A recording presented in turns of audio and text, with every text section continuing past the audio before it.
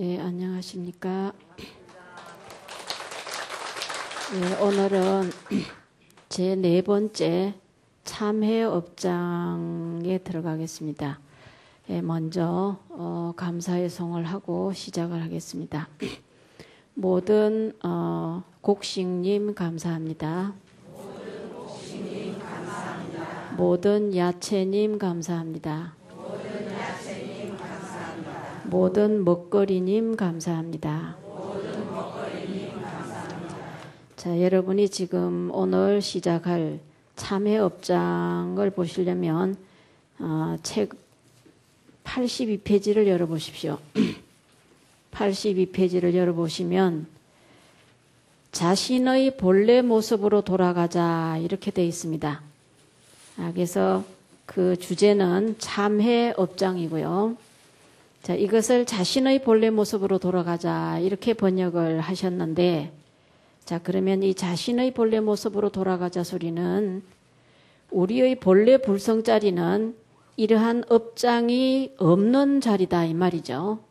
그래서 오늘 지난 시간에 업장을 해체해서 보자 이렇게 말씀을 드렸었습니다. 그래서 오늘 이 업이라는 것을 오늘 여러분과 함께 해체해서 한번 보겠습니다. 지난 시간에 조금 시작을 하다가 시간에 대해서 끝났는데, 그럼 업이라고 하는 것은 무엇이냐? 행위, 움직임이다 그랬습니다. 그러면 이 움직임이라는 것은 바람도 움직이거든요. 그래서 바람이 불어서 빨래가 흔들리면 그것도 움직임입니다. 그러면 그러한 움직임도 우리가 업이라고 하느냐? 그런 것은 우리가 업이라고 하지 않죠. 그럼 무엇을 업이라고 하느냐? 육건이 움직이는 것만 업이라고 합니다. 육건이 뭡니까? 우리 몸이잖아요. 아니 비설신의 이 육건이 우리 몸입니다. 그래서 전통적인 교학적으로 보면 육건의 움직임을 업이다 이렇게 이야기를 합니다. 그러면 육건의 움직임이 업이다 그러면 육건의 움직임 전체를 업이라고 보느냐? 그건 아니다는 거죠. 여러분이 잠잘 때 움직이잖아요. 잠잘 때 가만히 꼼짝 안 하고 자는 게 아니라 뒤척뒤척 움직이죠. 그러한 움직임은 업이라고 하지 않는다는 거죠. 그러면 어떤 것을 업이라고 하느냐? 그래서 처음에 업의 주체를 이야기를 해야 된다. 그래서 1번에는 업의 주체입니다. 업의 주체. 자, 이 업의 주체는 움직임이에요. 움직임입니다. 행위 움직임이에요. 그러면 두 번째 업의 전제를 봐야 된다. 업의 전제입니다. 그러면 움직임이 아무 움직임이나 업이냐 하면은 아무 움직임이나 업은 아니고 업의 전제를 충족했을 때 업이라고 부른다. 그러면 그 업의 전제가 뭐냐? 의지적이어야 된다라는 겁니다. 의지적이어야 된다. 육건의 움직임이긴 하되 의지적인 육건의 움직임이 업이다. 그러면 이 의지적이란 말을 알아듣기 쉽게 분석해보면 첫 번째는 의식적이고 두 번째는 의도적이다. 그러면 의식적으로 의도적으로 움직이는 행동, 그것만이 업이 된다는 거죠. 자, 그러면 우리가 길을 가다가 보면은 개미를 밟아 죽일 수가 있죠. 우리가 의도하고 밟아 죽인 게 아니라 걸음을 걷다 보면은 자연으로 개미라든가 아니면 개미 아니라도 다른 벌레라든가 미세한 이제 이런 것이 우리 발에 밟혀 죽을 수도 있습니다. 그러면 그런 것은 그러면 어떻게 봐야 되느냐? 그럼 업을 지금 우리가 해체해 본다 그랬는데 요럴 때 무엇을 생각하느냐? 전제를 생각해 봐야 됩니다. 내가 개미가 분명히 있는 것을 눈으로 봤고 의식을 했고 그것을 의도적으로 밟았다. 그러면 뭐가 될까요? 그거는 업이 되죠. 근데 그렇지 않고 밟아 죽였을 때는 그것은 업이라고 하지 않는다. 그런데 어쨌든 내가 개미를 밟아 죽인 건 사실이잖아요. 개미는 죽었습니다. 그 문제는 그럼 어떻게 해야 되느냐? 그 문제는 다른 수행 부분에서 다루고 있습니다. 그런 것을 악업이다라고 전제를 하지는 않는다 이 말이죠. 자, 그러면 그 다음에 업의 목적을 봐야 됩니다. 업의 목적. 세 번째는 업의 목적이에요.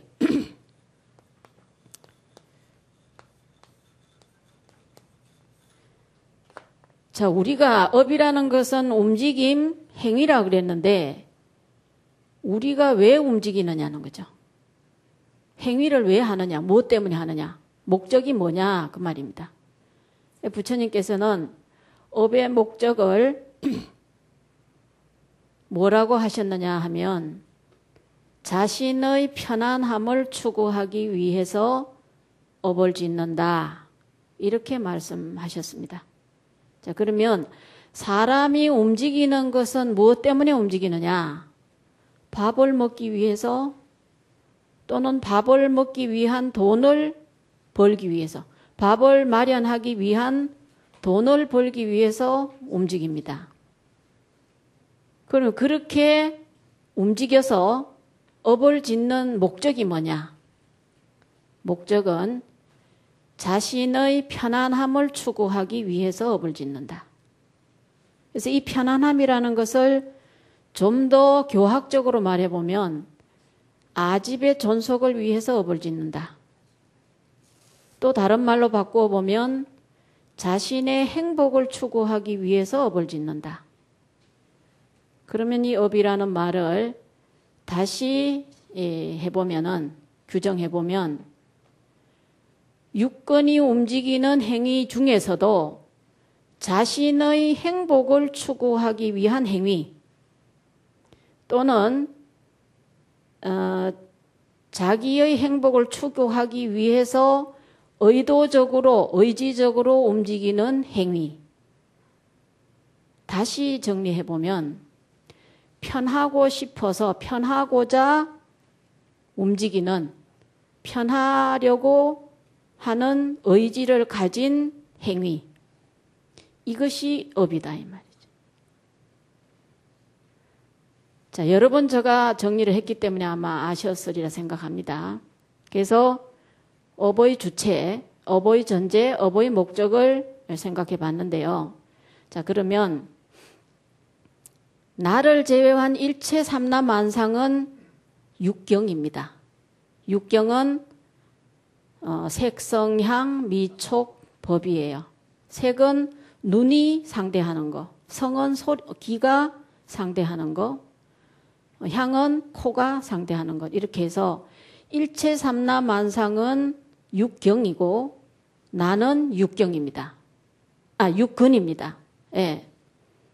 그래서 부처님께서는 나다, 남이다 이렇게 말씀하시지 않고 육경과 육근으로 말씀하고 계세요. 그렇게 말씀하시는 데는 의도가 있으리라고 생각이 됩니다. 자, 그러면 육근이 활동하고 움직이는 것은 업. 그 육근이 활동하고 움직이는 대상은 뭡니까? 육경이죠. 이 육경을 상대로 해서 업을 짓는데 그 업을 지으면 그 업은 방향이 어디로 향해 있을까요? 나는 몸이고 바깥 대상은 다 육경이니까 업을 짓는 대상을 향해서 업이 지어지겠죠.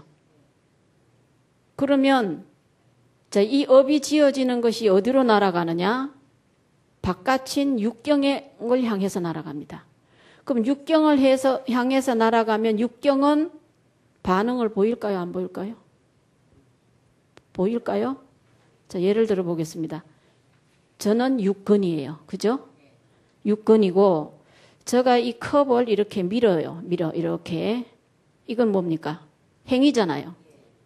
이렇게 미는데 제가 이 행위를 하면서 만약 내가 컵을 밀어서 이 밑으로 떨어뜨리면 컵이 깨질까 안 깨질까 이런 의도를 갖고 밀면은 업일까요? 업이 아닐까요? 업이죠. 근데 그런 의도 없이 제가 이 칠판에 뭐 글씨를 쓰러 가려고 하면서 장삼 자락에 이렇게 걸려서 넘어졌다. 이것은 업이라고 볼 수가 없다는 거죠. 자, 그러면 제가 이걸 이렇게 밀어 떨어서 깨지나 안 깨지나 본다고 밀어서 뚝 떨어지면 깨지면 이 속에 있는 물도 쏟아지고 그럴까요? 안 그럴까요? 쏟아지죠? 그것이 반응이 보인다는 겁니다. 유건이 움직이는 데 대해서 이것이 반응하는 거예요. 그렇죠? 만약 제가 이렇게 강의를 하다가 갑자기 여러분에게 막 욕을 한다면 여러분 어떻게 생각할까요? 저 스님이 갑자기 머리가 좀 살짝 됐나? 왜 저러나? 어떤 반응이 나올까요? 만약 제가 막 계속 욕을 한다면 일어나 나가시는 분도 계실 거고 마주 욕을 하시는 분도 계실 거고 여러 가지 반응이 나타나겠죠. 그죠? 그래서 육건이 행동을 해서 짓는 것은 업, 육경이 반응하는 것은 보. 그래서 우리는 이것을 업보라는 말이 성립이 되는 겁니다. 자, 업과 보. 업은 육건이 내가 행동해서 짓는 것이 업입니다. 그렇죠? 근데 거기에 반응해서 일어나는 반응은 보다 이 말이죠. 그래서 업보라는 말이 성립이 된다. 자, 그러면 이 세상이라고 하는 것은 존재와 사건으로 구성되어 있어요. 존재와 사건으로 구성되어 있다. 자, 그러면 업이라는 사건과 보라는 사건, 이 두 가지 사이에 인과관계라는 게 성립이 됩니다. 왜 인과관계가 성립이 되느냐? 조금 전에 제가 설명한 것처럼 제가 움직여서 이걸 밀면 이게 밀어서 떨어지면 깨지는데 깨지거나 이거나 안 깨진다 하더라도 물이 쏟아져서 이 바닥이 다 물이 쏟아지겠죠. 그런 것이 반응인 것처럼 인과 보 사이는 업과 보 사이에는 필연적인 상응성이 있다. 그것을 인과관계라는 겁니다. 그래서 예를 들면 1리터 기름을 넣어서 10km를 달리는 자동차가 있다면 2리터 기름을 넣으면 몇 킬로를 달릴까요? 20km를 달리겠죠. 그것이 필연적이고 필연적인 상응이라는 거죠. 그래서 작은 원인에는 작은 결과가, 큰 원인에는 큰 결과가, 악한 원인에는 악한 결과가, 좋은 원인에는 좋은 결과가 나타난다. 이게 필연적인 상응이라는 겁니다. 그래서 이러한 관계, 그러니까 업이라는 사건과 보라는 사건 사이에 이러한 필연적인 상관관계가 있다라는 것을 부처님께서는 미리 다 통찰을 하셨기 때문에 업인과보다라는 그런 말씀을 하셨고 그런 말이 생겨난 것입니다. 우리가 보통 흔히 이야기할 때는 인과응보다 이렇게 이야기를 하죠. 근데 경전에서는 업인과보다라는 말씀이 자주 나오고 있어요. 왜냐? 업으로 인해서 업의 인으로 인해서 나타나는 결과. 그래서 업인과보 이렇게 이제 이야기가 됩니다. 자, 그러면 이제 제가 지금까지 설명드린 것은 업에 대한 내용을 설명을 드렸고요. 그 다음에 보면은 참회업장입니다. 장자가 나오고 있죠. 자, 이 장자는 무슨 장자냐 할 것 같으면 막을 장자입니다. 막을 장자예요.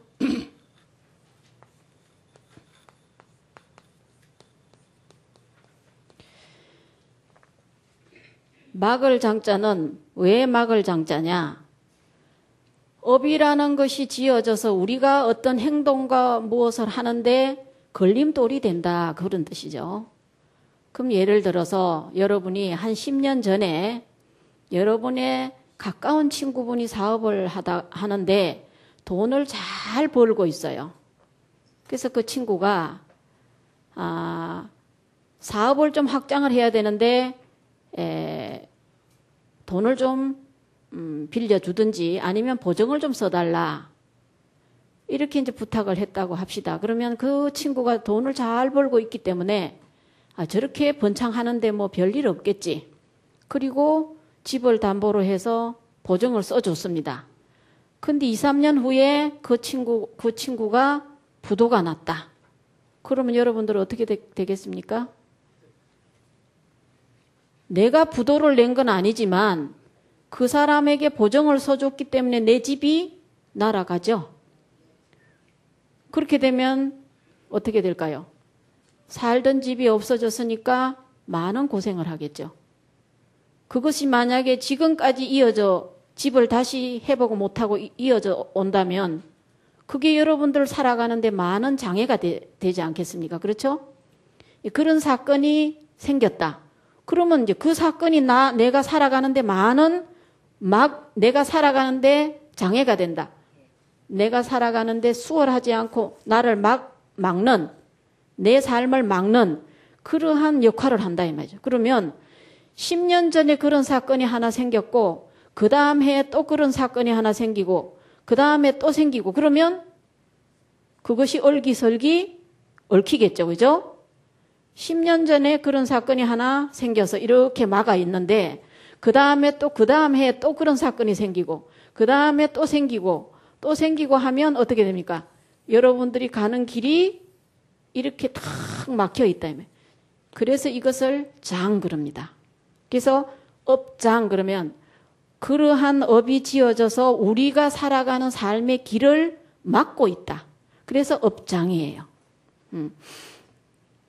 그런데 이제 우리가 여러분이 생각을 해봐야 할 게 뭐냐 하면은 조금 전에 제가 업을 해체해서 말씀을 드리면서 말씀드렸다시피 여러분이 살아가는데 고통스러운 모든 것이 업장이 아닙니다.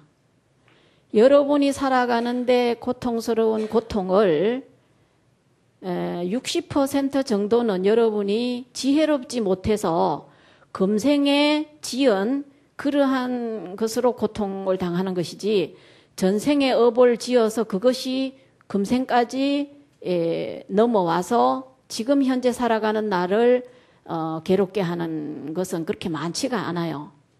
예를 한번 들어보면 제가 지금 운전을 하고 다닙니다. 그런데 40대에 이제 그 운전을 처음 시작을 했는데 그때는 사실 그 차를 쓸 일이 별로 없었습니다. 근데 제가 생각해 볼 때 나이가 더 들면 운전을 할 수가 없을 것 같아서 장롱 면허를 이제 해제를 해서 운전을 시작을 했거든요. 근데 지금 생각해 보면 그때 그렇게 하지 않았으면 참 어떻게 됐을 뻔했나 하는 생각을 합니다. 참 편리하거든요. 근데 지금 만약에 제가 운전을 그때 시작하지 않아서 지금 앉아서 어디로 가야 되는데 답답해서 이렇게 자유롭게 가지 못해서 답답해서 앉아서 내가 무슨 업이 많아서 이렇게 답답하게 가는데도 힘들고 오는데도 힘드냐 이런다면 그 말이 맞을까요? 안 맞습니다. 똑같은 이치예요. 여러분들이 살아가면서 지혜롭지 못해서 그 선전하는 거 보면 순간의 선택이 10년을 좌우한다고 하죠. 여러분이 일상생활을 하면서 선택을 할 때에 잘못해서 선택을 잘못하고 지혜롭지 못해서 일을 저지러서 그것으로 고통을 받는 것이 더 많습니다. 여러분이 업을 지어서 그 업이 누적이 되어서 여러분이 고통을 받는 게 아닙니다. 그렇기 때문에 여러분이 일상생활을 할 때 부처님은 항상 지혜를 많이 주장을 하셨어요. 그렇기 때문에. 그래서 지혜롭게 잘 살아간다면 고통이 점점 줄어듭니다. 근데 살아가면서 점점 고통이 생길 원인을 자꾸 지으면서 고통이 없기를 바라거든요. 그걸 두고 뭐라고 하느냐면 자기 귀는 꼭 막고 솜으로 귀를 막고 소리를 크게 지르면서 남들이 듣지 않기를 바라는 것과 같다. 이렇게 설명이 됩니다. 그런 것처럼 여러분이 그러면 내가 어떻게 하면 업을 짓지 않는가? 이거를 이제 생각을 해봐야 되는 것이죠. 이제 그런 것을 한번 생각을 사실적으로 그것을 좀 토론을 하고 설명에 넘어가겠습니다. 그럼 어떻게 하면 우리가 업을 짓지 않고 잘 살 수 있겠는가? 근데 우리가 사는 이 사바 세계는 업을 짓지 않고는 살 수 없는 그런 세계입니다. 왜냐 그렇게 청정한 세계가 되진 못합니다. 근데 이제 보면 그 율장에 보면 어떤 그 내용이 나오냐 하면 설일체유부 율장에 보면은 그 살바다비니 비바사라는 그 부분에서 어떤 내용이 나오고 있냐면은 사리불존자께서 수행을 하시다가 천안이 열렸습니다. 천안이 열려서 보니까 일체 모든 허공뿐만 아니라 일체 모든 이 뭐 음식이라든가 우리 이 그릇이라든가 이 모든 주변에 전부 다 벌레들이 수많은 벌레들이 존재하고 있는 겁니다. 그래서 이 사리불존자가 그때부터 그만 식음을 전폐해 버렸어요. 왜 식음을 전폐했느냐? 물을 먹을래도 물 속에도 전부 다 벌레, 허공도 전부 다 벌레. 그러니까 다른 그 살생을 벌레들을 먹지 않고 살생을 하지 않기 위해서 아무것도 안 먹고 버티는 겁니다. 그래서 이제 이렇게 그 사리불이 본 이런 그 벌레를 지금 우리가 현대적인 그 단어로 보면 박테리아 종류, 이제 그런 종류인 것 같습니다. 그래서 이것을 경전에서는 이제 호충이라고 말씀을 하시는데 요즘 말로 바꿔보면 그 박테리아 종류가 아닌가 생각이 돼요. 근데 2, 3일이 지나자 그 내용을 부처님께서 아셨어요. 그래서 부처님께서 말씀하시기를 여수랑에 걸린 벌레, 인도는 원체 날씨가 더워서 물에 벌레가 많았다 그래요. 그래서 그 천을 만들어서 천에다가 물을 걸러서 걸러진 물만 먹도록 그렇게 율장에 나오고 있습니다. 그래서 여수랑에 걸러지는 크기의 벌레는 그 안 된다고 했지만 여수랑을 빠져나가는 그런 작은 벌레까지 먹지 말라고 한 건 아니다. 그러니까 공양을 하도록 하라 이렇게 명령을 하셨답니다. 그래서 사리불존자가 그때부터 음식을 드셨다는 그런 내용이 소개가 되어 있어요. 그렇다면 우리가 살고 있는 이 사바세계는 허공 중에 전부 다 우리가 마시는 이 산소 역시 박테리아가 꽉 찬 것입니다. 그리고 우리 몸 역시 그런 세균으로 가득하고 우리가 눈에 보이지 육안으로는 보이지 않지만 이 모든 데 이 허공뿐만 아니라 이런 탁상이나 책이나 모든 데도 세균이 다 있어요. 그리고 우리 손 이 모공에도 전부 다 세균이 있습니다. 그래서 부처님께서는 우리 세균에 그 털구멍 하나에 그 하나의 세계가 벌어져 있다 이렇게 말씀하셨거든요. 그래서 그러면 우리는 어떻게 하면은 이런 그 사바세계 살면서 어떻게 하면 업을 그럼 적게 짓고 살 수가 있고 또 업장을 녹이면서 살 수가 있겠는가? 그걸 이제 거론을 한번 해보면 제일 문제가 되는 게 뭐냐면 살생, 투도, 사음, 망어 이 네 가지입니다.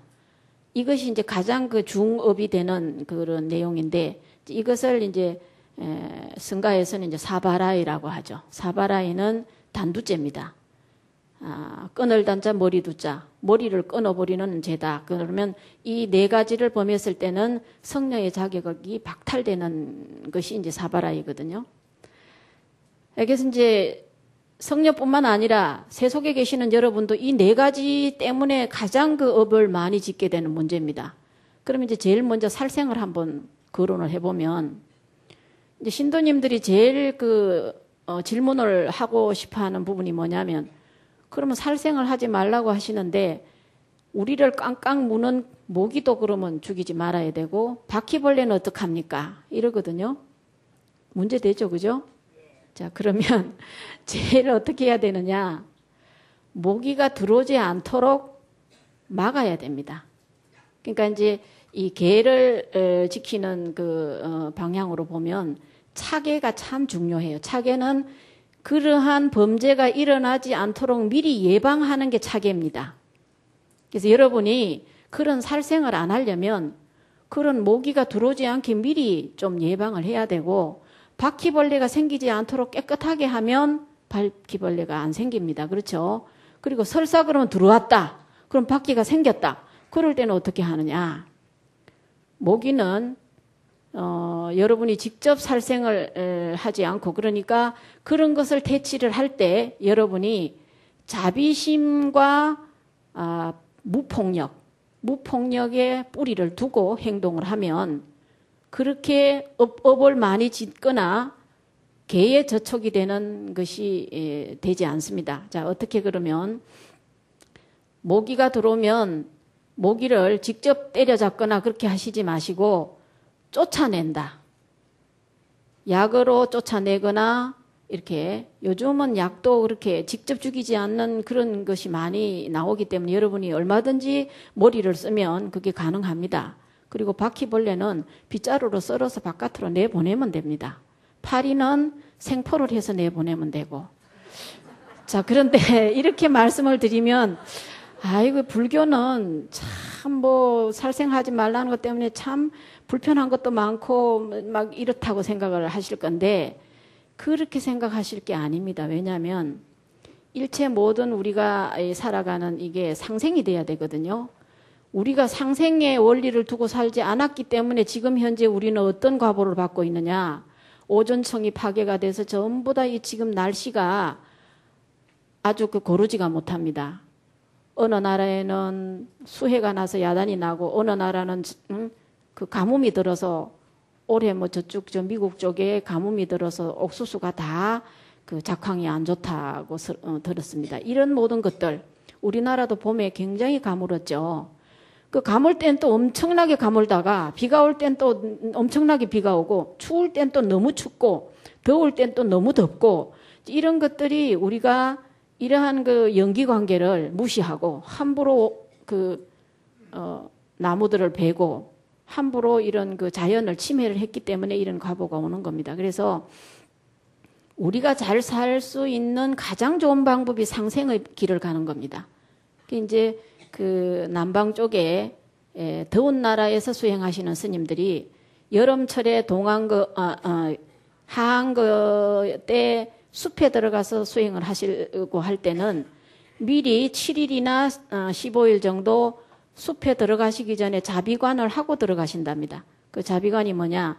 그 숲에 있는 독충들, 뭐 뱀, 뭐 전갈, 뭐 이런 것들 그런 것들을 이렇게 그 관찰을 하면서 생각을 하시면서 그 뱀이나 전갈이나 이런 것들이 행복하기를 바라는 그런 자비관을 7일이나 보름 동안 하고 숲에 들어가시면 절대로 그 하한 것 동안 뱀에 물리거나 전갈에 물리거나 독충에 물려서 고통을 당하는 또는 모기나 이런 침해를 전혀 안 받는다 그럽니다. 그래서 그런 것들이 사람을 물거나 해치는 것은 자기도 위협을 느끼기 때문에 지가 살려고 무는 거예요. 자기를 해친다는 그런 위협을 느끼지 않으면 전혀 해치지 않습니다. 그리고 여러분들 바퀴벌레 보시기만 하면 어떻게 합니까? 이렇게 하시죠? 자, 그러면 따져보자고요.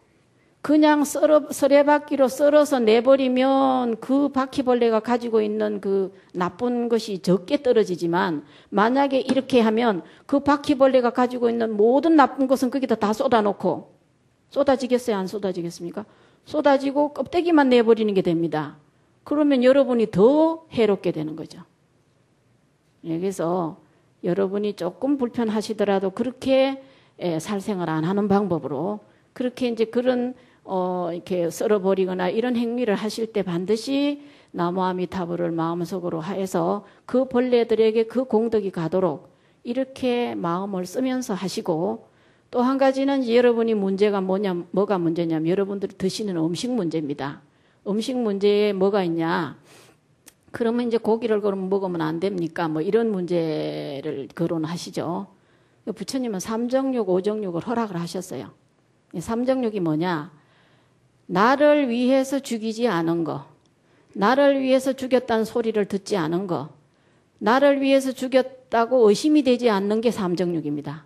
그게 오정육은 그게 두 가지가 더 보태지는데 그게 두 가지가 뭐냐면 하나는 스스로 죽은 거, 그게 제명이 다 해서 죽은 거죠. 스스로 죽은 거. 그 다음에 한 가지는 짐승들이 먹다가 남긴 고기. 이렇게 뭐 여러분들 그 동물의 왕국 같은 거 보면 이제 뭐 짐승이 잡아서 먹다가 남긴 거 그런 거 있죠. 이제 이런 것이 이제 오정육이 되는데, 그러면 여러분이 이제 드시는 일반적인 여러분들의 그 뭐 고기 뭐 종류가 여러 가지 있겠죠. 그런 것은 삼정육에 해당이 되기 때문에 아이고 나 고기 먹고 싶어서 저리 안 가야 되겠다 이런 소리 안 하셔도 됩니다. 그래서 그 뭐 정육점에 뭐 이렇게 파는 뭐 이런 거 또는 뭐 시중에 이렇게 파는 거 이런 것은 삼정육에 해당이 됩니다. 근데 뭐 굳이 따진다면 막 세밀하게 따진다면 여러분에게도 책임이 없지는 않아요. 왜냐하면 사 먹는 사람이 있기 때문에 도축을 하기 때문에요. 그렇지만 여러분들은 세속에 계시는 분인데 그렇게까지 분석하지 않아도 되거든요. 그러니까 드시고 싶은 거 마음대로 드셔도 되니까 뭐 고기 못 먹게 해서 저리 못 간다 소리는 안 하셔도 되는 거죠. 그죠? 네, 그렇습니다. 근데 한 가지 제가 꼭 해서는 안 된다 하는 것은 뭐냐? 횟집에 가셔서 살아있는 거 요거 잡으세요, 저거 잡으세요. 이렇게 해서 드시지 말라는 거예요. 그거는 뭐냐? 1:1 원결이 됩니다. 왜? 분명히 그 고기 앞에서 그 상대방이 요거 잡으세요, 저거 잡으세요 했잖아요. 고기가 모를 줄 아시죠? 다 알아요. 예? 여러분들 누가 큰 뭐 사람이 앞에 와서 여러분들 요거 잡으세요, 저거 잡으세요. 여러분들 자기 주기를 하는데 모를까요, 알까요? 알죠. 고기도 다 알아요. 그래서 원결이 됩니다. 그래서 그런 짓은 하지 마라. 그리고 몸보신 한다고 또 무슨 뭐 하시는 거 있죠? 제가 굳이 말 안 해도 아실 거예요. 뭐 잡아먹고 하여튼 뭐 그런 거 있어요. 그죠? 제가 뭐 이렇게 거론 안 해도 아마 아실 겁니다. 그런 건 하시지 말라. 그럼 굳이 그렇게 안 해도 충분히 몸보신하고 살 수 있어요. 그죠? 근데 뭐 몸보신 한다고 뭘 잡아서 꼬아먹고 뭘 잡아서 꼬아먹고 뭐 이런 거 하시잖아. 그죠? 그런 것은 안 하시는 게 좋다는 거죠. 그러면 살생을 할 일이 없는 겁니다. 그렇죠? 그리고 그 다음엔 도둑질입니다. 투도인데, 투도는 여러분이 생각할 때 도둑질은 남의 집에 가서 뭐 털고 이런 것만 도둑질이라 생각하실지 모릅니다. 근데 그것만 도둑질이 아니라 남의 돈을 빌려서 갚지 않거나 물건을 사고 물건값을 안 주거나 또 남에게 줬다가 뺏거나 뭐 이런 모든 게 다 도에 속하고 자기가 다른 사람의 물건을 자기가 갖겠다는 의도를 가지고 이 도업이 성립되는 것은 그 자리에서 옮기는 거. 그러니까 자 물건이 이 시계가 지금 여기 있었는데 이 시계를 제가 이 시계가 참 괜찮아 보인다. 요거를 내가 강의를 끝나고 가져가야지. 그러면서 요리를 옮겼어요. 그러면 어떻게 돼요? 도업이 성립된 겁니다. 그러니까 물건이 다른 곳에 있는 본래 있던 자리에서 자기가 갖겠다는 의도를 가지고 옮겼다. 이러면 도업이 성립된다는 겁니다. 그래서 이제 그런 것은 안 해야 된다. 근데 여러분이 제일 원하는 게 뭐냐면은 부자 되는 걸 원합니다. 그렇죠? 부자 되고 돈 잘 벌고 잘 산다. 잘 산다 하는, 여러분들이 잘 산다 하는 속에는 돈을 많이 벌어서 마음대로 쓰고 살고 싶다가 아마 80% 이상은 차지하고 있지 않나 생각을 합니다. 그런데 도업이 성립을 하게 되면 아무리 돈을 벌고 싶어도 안 벌어집니다. 도업의 그 과보가 뭐냐면 빈천보거든요. 그래서